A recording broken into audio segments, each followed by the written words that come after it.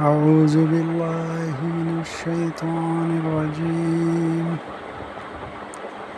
بسم الله الرحمن الرحيم. إذا جاء نصر الله والفتح ورأيت الناس يدخلون في دين الله أفواجا فسبح بحمد ربك واستغفره إنه كان توابا. صدق الله العظيم.